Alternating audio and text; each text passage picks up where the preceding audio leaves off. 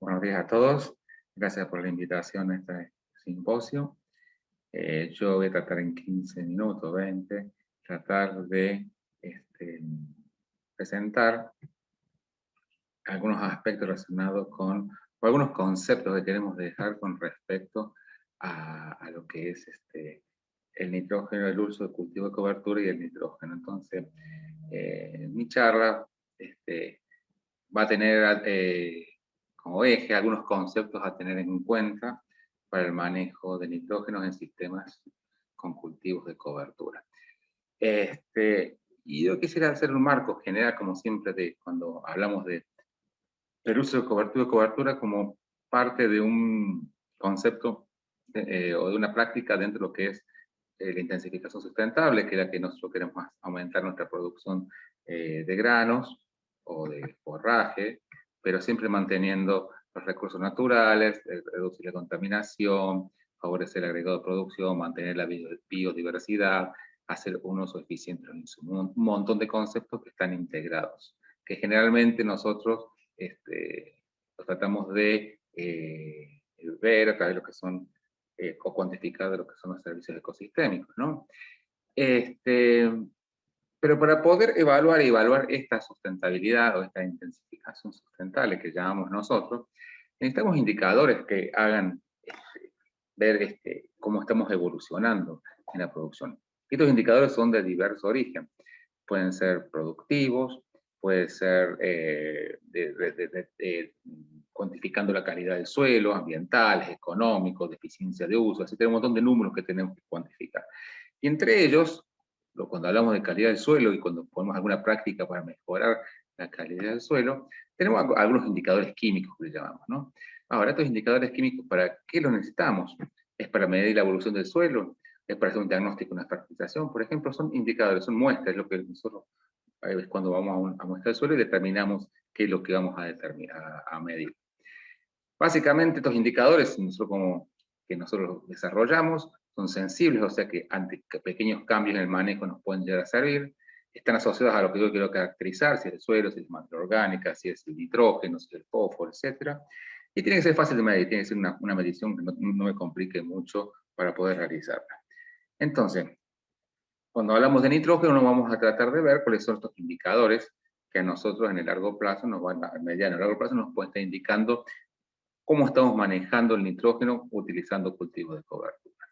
Y entonces nos puede ir acá, un trabajo de Alberto Quiroga hace unos años y su grupo de trabajo en el cual mostraban ellos que hay un indicador que era muy fuerte, que era la materia orgánica particulada, o sea, la materia orgánica asociada a las fracciones más gruesas del suelo, y fíjense cómo ellos veían como un sistema rotado, un sistema agrícola, un sistema virgen, esa materia orgánica joven que le llamaba, o la asociada a las fracciones más gruesas, era la que cambiaba y la que nos indicaba que distintos sistemas, distintos manejos de los sistemas nos podrían llegar a mostrar diferencias. Y esto serviría como un indicador, la materia orgánica particulada.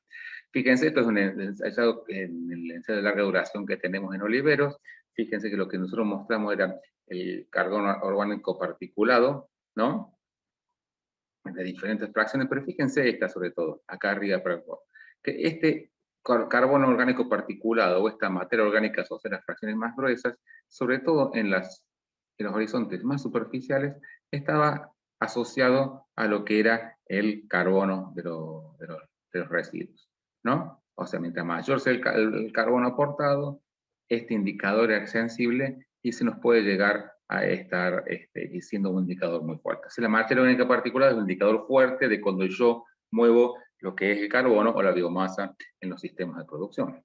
Fíjense, este es un trabajo interesante, se publicó hace poquito por el grupo de Silvina Restovich, el grupo de trabajo, en el que muestra cómo la incorporación de cultivo de cobertura, acá lo que está en blanco son los sistemas con cultivo de cobertura a 2 profundidades, lo que está en gris serían los controles, o sea, sin la incorporación del cultivo de cobertura, y cómo la proporción de macroporos, o sea, los poros más asociados a las raíces, etcétera, se veían incrementados, sobre todo en la reacción superficial, en la medida que nosotros incorporábamos diferentes cultivos de cobertura, desde nabos, avenas, regras, picia, etc. O sea que estamos modificando la parte física del suelo con la incorporación de los cultivos de cobertura.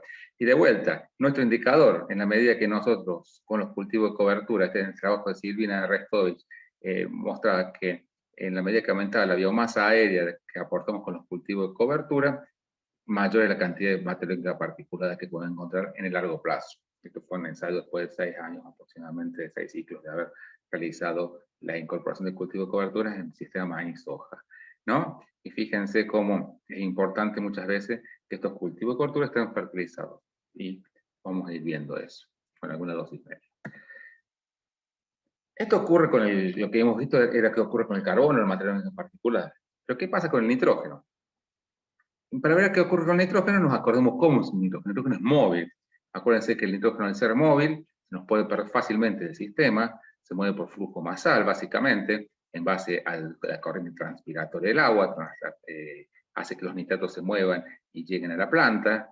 Entonces nosotros, a través del flujo masal, como se va a mover el nitrógeno. Si tenemos plantas en competencia, van a generar este tipo de competencia, entonces la alta movilidad hace que con el agua vaya. O sea, no podemos tratarlo de la misma forma o diferente desde el punto de vista de qué pasa con incorporamos un cultivo de cobertura, ya que tiene una alta movilidad.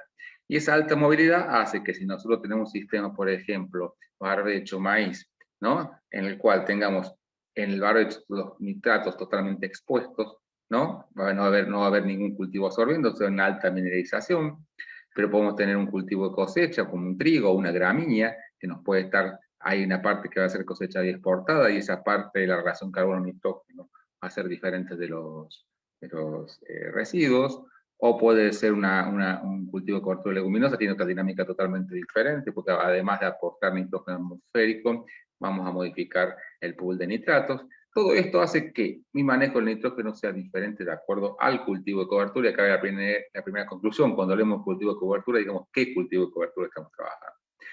También otro trabajo de Silvina Restovich, Andriulo y Portela, mostrando cómo es la concentración de nitratos totalmente de profundidad con 3 familias diferentes de cultivo de cobertura. Evidentemente lo que surge de esto es que para diferentes años, siempre que tengamos un barbecho, o sea, cuando no tengamos la ausencia de un cultivo de cobertura, después de secar los mismos, siempre vamos a tener una mayor concentración de nitratos. O sea, estamos acumulando un montón de nitratos que podría ser utilizado para otra cosa, pues está muy susceptible a pérdidas de acuerdo a los sistemas, que va a ser una alta concentración. Esto lo vemos cuando nosotros muestramos el suelo al secado de los cultivos de cobertura. En el mismo trabajo, lo que te muestra, ellos mostraron que si se sembraba un cultivo de maíz sobre estos cultivos de cobertura, evidentemente el rendimiento del maíz de un testigo sin fertilizar disminuía en la medida que aumentaba la relación carbono-nitrógeno de los cultivos de cobertura. O sea, inmovilizamos nitrógeno que no va a estar disponible, con lo cual uno esperaría que hubiera mayor respuesta a la fertilización, ¿no? Fíjense que en el trabajo ellos hay medidos qué pasa con ese nitrógeno de diferentes cultivos de cobertura. Fíjense, esta es la concentración de nitratos, y acá lo que tenemos es cuando se interrumpía el cultivo de cobertura, secado, a la siembra del maíz en estado de 5 o 6 hojas. Y lo que vemos es que los cultivos de cobertura, ya sean gramínea, mezclas, hostas leguminosas en mayor proporción, van liberando el nitrógeno lentamente. O sea, nosotros secamos, medimos una concentración de nitrógeno, pero es probable que tengamos una mayor concentración de nitratos por una degradación propia del residuo. Con lo cual nos está dando algunas vistas acerca de cómo es que nosotros vamos a tener que ver lo del nitrógeno en los cultivos. Por ahí medimos el nitrógeno a la siembra de un cultivo maíz de tardío, sembrado después de un cultivo de cobertura, pero vemos que va a haber una mayor liberación cuando el cultivo esté un poco, estamos sincronizando un poco la liberación de nitrato. Este es un trabajo que realizamos nosotros acá en el sur de Santa Fe, mostrando, fíjense, en 2 años, hicimos una vicia maíz. Este es el aporte de nitrógeno, fíjense la cantidad de nitrógeno que absorbe la vicia, y este es el porcentaje que hace la fijación biológica. Sembramos un cultivo de maíz sin fertilizar para ver el efecto residual de la vicia, y vemos que en esos testigos de maíz absorbieron entre 172 y 156 kilos de nitrógeno. Fíjense que no veíamos diferencias en los 2 años en el nitrógeno de la vicia, pero fíjense que este sería el aporte que hubiera tenido neto el cultivo anterior a la vicia. El efecto neto de la vicia, restándole lo que era el barbecho, nos dio entre 19 y 53 kilos, o sea, un 10 a un 34% de eficiencia. O sea, es un nitrógeno que nos está dando la vicia, que lo estamos aprovechando posteriormente. Después de ese maíz, sembramos un trigo como marcador para ver si la vicia tenía algún efecto residual. Fíjense que ese testigo, fíjense cómo el efecto neto de la vicia fue entre 17 a 21 kilos adicionales de nitrógeno que teníamos de un trigo que se sembró sobre un maíz, que se sembró sobre una vicia. O sea, tenemos un efecto residual, una mineralización. Ese nitrógeno de la vicia es probable que no alcance para maximizar la producción, pero nos está dando una disponibilidad distinta. O sea que ya tenemos que pensar cómo es el efecto del nitrógeno en el largo plazo. El trabajo que hizo Esteban que hoy con Juan Enrico en nuestra experimental nos mostraba para diferentes rotaciones. Yo quiero que un indicador de la mineralización potencial es el NAN, NAN es el nitrógeno mineralizable en forma anaeróbica, pero lo que quiero mostrarles básicamente es que rotaciones en las cuales incluíamos vicias sobre todo, ¿no?, o arvejas o leguminosas, siempre tenían un porcentaje mayor de este nitrógeno mineralizable. Inclusive cuando había vicia, maíz, soja, inclusive en rotaciones que había maíz, siempre que incluíamos vicia, encontramos que este indicador se nos estaba aumentando. Con lo cual nos está diciendo, esto es por el largo plazo, fue 3 ciclos de cultivo, con lo cual está diciendo que si nosotros empezamos a incorporar vicias o incorporar leguminosas en la cual incorporamos una gran proporción de rastrojo, nosotros vamos a encontrar que indicadores relacionados con la fertilidad de nitrógeno, sobre todo en la parte superficial, van a verse favorecidos. Entonces, ¿qué manejo tenemos que realizar para mejorar indicadores de la fertilidad del suelo relacionados con el nitrógeno? Y acá acordamos que el nitrógeno es cultivo en general, cualquier cultivo, están asociados a la fotosíntesis porque se acumula como rubisco. Rubisco es la enzima que produce la fotosíntesis. Si quieren este gráfico, acá vemos que el contenido de nitrógeno en las hojas de cualquier cultivo está relacionado directamente con todo el aparato fotosíntesis, clorofila, rubisco, etc. Entonces, si nosotros tenemos más nitrógeno, más rubisco, lo que vamos a tener en consecuencia va a ser una mayor fijación de carbono por fotosíntesis, mayor producción de biomasa, y este efecto del cultivo de cobertura en el sistema que vimos al principio, que puede ser reflejado, por ejemplo, en un aumento de la materia orgánica particulada o en el nitrógeno mineralizable. Nosotros vimos esto, por ejemplo, la relación que existe entre la concentración de nitrógeno en vicia y la producción de materia seca. Nosotros necesitamos aproximadamente 24 kilos de nitrógeno para producir una tonelada de materia seca, de materia seca en el cultivo de vicia. Y vimos que, por ejemplo, si nosotros sembramos un maíz después de una vicia, si vemos la respuesta que existe, vemos que por encima de biomasas de vicia de 5.000 kilos, no tenemos casi respuesta de 5.600 kilos, precisamente, no tenemos respuesta en la fertilización. Y eso equivaldría aproximadamente a tener unos 160 kilos de nitrógeno. O sea, necesitamos biomasa para poder acumular nitrógeno, y ese nitrógeno es importante para producir la fotosíntesis. Entonces, ¿qué prácticas de manejo de los cultivos de cobertura son los que van a favorecer un mayor crecimiento?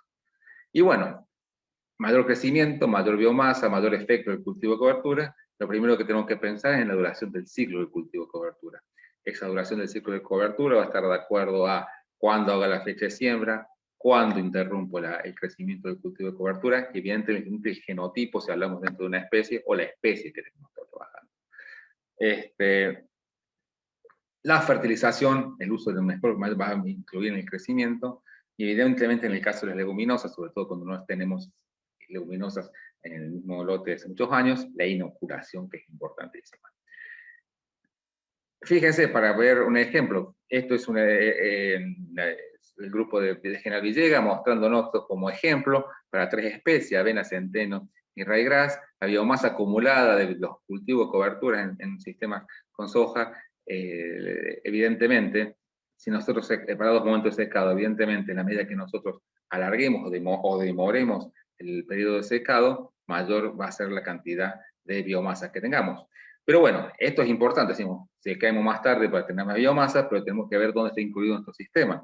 Y en nuestro sistema puede ser que el agua sea el limitante. El mismo trabajo del grupo de Villegas lo que nos está mostrando es que nosotros, si secamos anticipado, vamos a tener una menor producción de biomasa, pero evidentemente vamos a tener una mayor acumulación de agua, que es con los secados tardíos. Con lo cual, y este es lo que yo me gusta remarcar, que esto de los secados, igual hay trabajos que ya lo han mostrado anteriormente, nos está diciendo que además de ver la fecha de secado es qué probabilidad de lluvia tengo después para poder recargar, porque evidentemente yo si seco más tarde, voy a tener más agua, menos agua en el perfil y tengo que ver cómo repongo esa agua.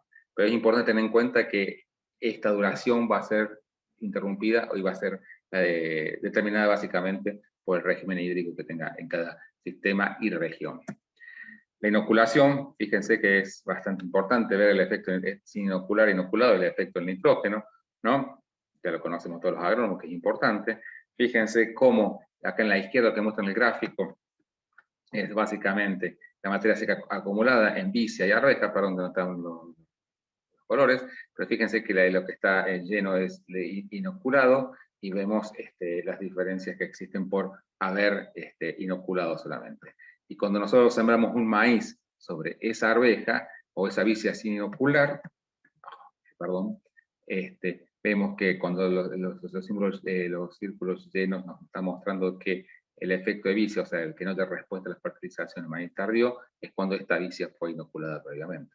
Lo que el círculo va a decir, lo que nos está mostrando que una vicia que no ha sido inoculada, que no tiene la cantidad de biomasa y nitrógeno suficiente porque no tuvo el aporte de nitrógeno a través de la inoculación y el crecimiento, no se va a comportar como el efecto de vicia que yo estoy esperando. Lo mismo, fíjense este trabajo, en el cual nos muestra este trabajo de intermolecular hace unos años, una vicia en el cual está sin fertilizar ni inocular, inoculada y cuando está inoculada y con fertilización con fósforo y azufre. Y vemos que hay un incremento de aproximadamente un 10% por la respuesta a la fertilización. Un lote que está deficiente en fósforo, tenemos que corregir el fósforo para que la vicia crezca y tenga su efecto. Fíjense, lo que está en el gráfico acá a la derecha es cómo es la respuesta a la fertilización en maíz cuando lo sembramos sobre una vicia que no fue fertilizada con la que fue inoculada y la que fue inoculada y fertilizada. O sea, para tener el efecto de la vicia, ese efecto que estoy esperando, que haya mayor fijación, que haya mayor aporte de nitrógeno, esa vicia tiene que tener las condiciones de crecimiento necesarias para poder realizarlo. Fuimos rápido, podemos hablar en detalle de estas cuestiones y la situación online nos permite un intercambio más fluido, pero fíjense que en conclusión yo quiero dejarles como primero que existen indicadores relacionados con la fertilidad de los suelos que son sensibles para evaluar la inclusión de los cultivos de cobertura en largo plazo. Materia orgánica particulada, el NAN, se lo vamos a ver. Existen indicadores asociados a la mineración de nitrógeno, como nitrógeno anaeróbico, que han descrito adecuadamente los cambios por manejo de nitrógeno en los cultivos de cobertura. El manejo de los cultivos de servicio debe maximizar la producción de biomasa y la cobertura del campo, eso no tenemos ninguna duda. Entonces, pero esta maximización de la biomasa va a estar definido por el factor que más nos limite, que en muchos sistemas es el agua. Entonces no tenemos que jugar solamente con el agua que vamos a tener para producir, sino con la capacidad que yo tenga de recargar el perfil, porque ya hemos visto que hay un consumo de agua que puede ser o puede limitar al cultivo siguiente. La mayor efectividad de un cultivo de servicio estará ligado a la duración del ciclo, lo hemos visto, es lo que habíamos visto recién. Entonces hay que ver cómo lo metemos dentro de una secuencia.